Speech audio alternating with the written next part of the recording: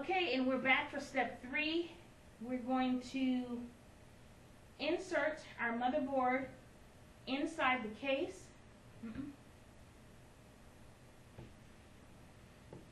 So we're going to get our case ready. I'm going to move my kit off to the side. I don't think I'll be needing much else in there. I have my 2 tools out. And remember, you got to keep yourself grounded when touching your items. I'm going to quickly go over some components of the motherboard that you'll be using. On the motherboard, you can see the connections which will be poking out of these holes here. And these are your PCI slots. This brown one here is for your video card. That's your AGP slot. And this is your PCI slots. This particular board has 3 of them. And this connection right here is your power connector. This is your other fan connector. And under this heatsink is your chip. And over here are your connections for, this is a chip, processor chip. And over here are your connections for all of your drives, your hard drive, your floppy drive, and your DVD drive. So now we're going to install the motherboard inside the case. This particular case has 9 connections for the motherboard. I'm going to move these wires out. I'm going to place my board inside. Now I don't want to touch too much stuff on the back of my board. If you notice, there's a plastic area back here, and that's where my hands are. I don't want to touch any of the components on that side. So I'm going to gently place my motherboard in the slot.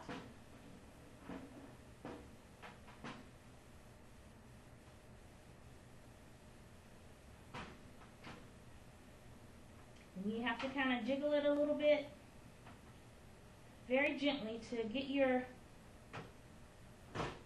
pieces, your I&O sockets to fit through the back.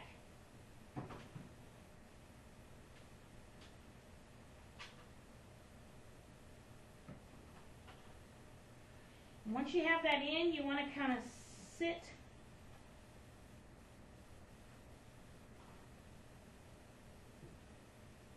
you want to at least place 1 screw in place on your motherboard to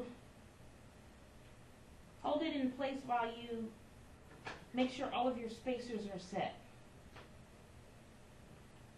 You don't want to place your screws on tight just yet.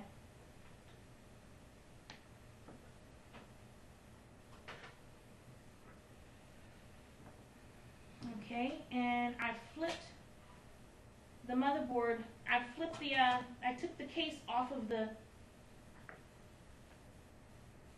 I took all of the excess shell off of the case so that I could get to my spacers if they were not in the correct area when I needed them to be.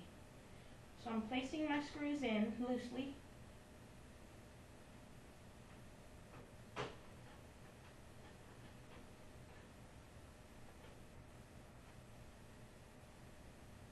This particular board has 9 screws. I'm going to screw them in loosely.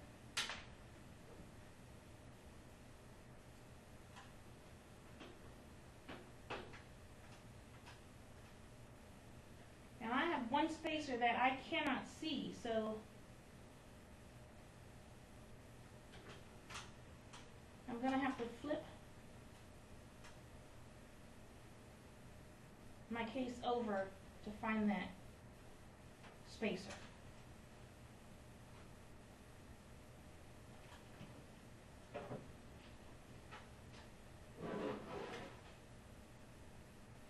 And it's out of place a little bit, so I'm just going to slide it right in.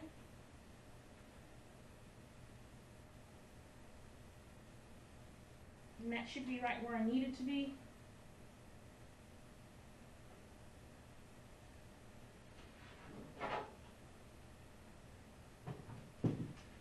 that's going to be my last screw for the motherboard.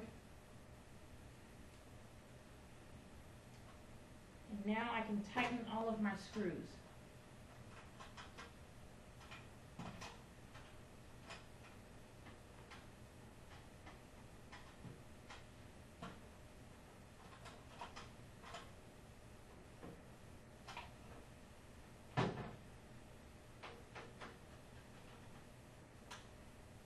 You don't want to make your motherboard too tight because you could crack it, which would be bad because then you just need to purchase another motherboard.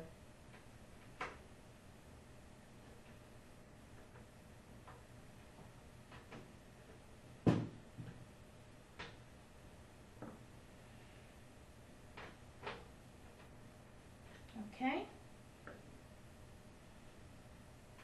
So now that we have our motherboard in place, the next thing we're going to do is connect the power of the case to the motherboard. And if you hold your case, I'm going to turn it around so you can see it here. When you place your motherboard inside your case, where your power source is going to be, you want to make sure that your CPU is next to it because your power source has your fan. And towards the bottom of the case, towards the bottom of your case, on this particular board is where I'm going to find my power connectors. And I'm just going to snap them into place there.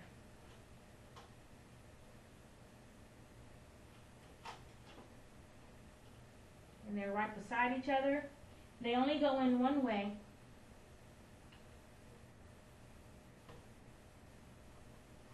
We just slide right in, and there now we have that set.